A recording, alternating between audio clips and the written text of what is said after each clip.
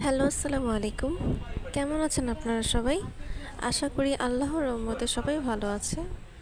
আমি সকাল থেকে আজকে স্টার্ট করছি। আমি পুরো ভিডিওটা আর কি করতে পারিনি। শুধু হইতেছে আমি জবে যখন আসছি ডিউটিতে ততটুকু সময়ের জন্য আর কি ভিডিওটা করতে পারছিলাম। আর সারাদিনে অসুস্থতার কারণে আমি ভিডিও করতে পারিনি। বাসায় গিয়ে সারাদিন রেস্ট নিয়ে আমি রাতের দিকে বের হয়েছিলাম আজকে সন্ধ্যা রাতের দিকে ৮টা ৯টার দিকে একটু মানে খাওয়া দাওয়া করতে বাহিরে স্ট্রিট ফুড প্লাস হইতেছে রেস্টুরেন্টে। রাতের দিকে ঘোরাফেরা করতে আমাদের অনেক ভালো লাগে, সবারই পছন্দ, বিশেষ করে আমার তো অনেক বেশি পছন্দ। আমার দিনের বেলা থেকে রাতের বেলা ঘুরতে প্রচুর ভালো লাগে। আজকে আমার ব্লগে আপনারা শুধু খাওয়া দাওয়া আর খাওয়া দাওয়া দেখবেন, আর কিছুই দেখবেন না।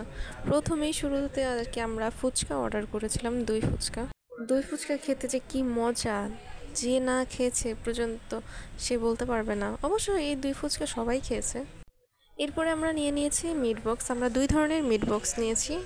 এটা হচ্ছে মাশরুম উইথ নাগার মিট বক্স, আর আরেকটা নিয়েছিলাম সেটা হচ্ছে চিজ মিট বক্স। আমার কাছে নাগা মিট বক্সের থেকে চিজ মিট বক্সটা তুলনামূলক অনেক বেশি ফ্লেভারফুল লাগছে। নাগাটা বেশি ঝাল ছিল। লুকটাই খুব ইয়াম্মি ছিল চিজ মিট বক্সের। আমরা মূলত তিনজন গিয়েছিলাম, তিনজনই আর কি শেয়ারিং করে সব কিছু খেয়েছিলাম। এক একজন এক একটা অর্ডার করেছে আর আমরা সব কিছু তিনজন মিলে খেয়েছি। এই যে খাওয়া দাওয়া শেষ করে খালি সব বক্সগুলো আমরা চেয়ারের মধ্যে রেখে দিয়েছিলাম। এর এরপর আমরা যাত্রা শুরু করলাম ওয়ারির উদ্দেশ্যে। ওয়ারিতে আমরা পিৎজা খেতে যাব, কিন্তু পিৎজা খেতে যেয়ে যে এত একটা খারাপ অবস্থা হবে আমরা কল্পনাও করতে পারি নাই। আমরা কোনো পিৎজার একটা ভালো রেস্টুরেন্ট পর্যন্ত খুঁজে পাইনি ওয়ারিতে যেয়ে।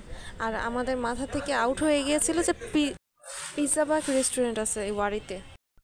রাস্তায় খুব একটা তেমন আহামরি জ্যাম ছিল না, তারপরেও আর কি আস্তে আস্তে যাচ্ছিলো, কারণ ওয়ারি যেতে তো অবশ্যই অলিগুলি দিয়ে যেতে হয়, অনেকটা গলি, যার কারণে রিক্সার একটা থেকে দুইটা হলেই আর কি জ্যামের মতো লেগে যায়, তাই আস্তে আস্তে আমাদের যেতে হচ্ছিল। তার মাঝখান দিয়ে হচ্ছে আমার হাজব্যান্ড হাওয়া মিঠাই কিনে দিয়েছিল, যেটা আমার অনেক ফেভারিট। হাওয়া মিঠাই যখন যেখানেই দেখি না কেন আমার খেতে হবে, খেতে ইচ্ছে করে অনেক বেশি করে।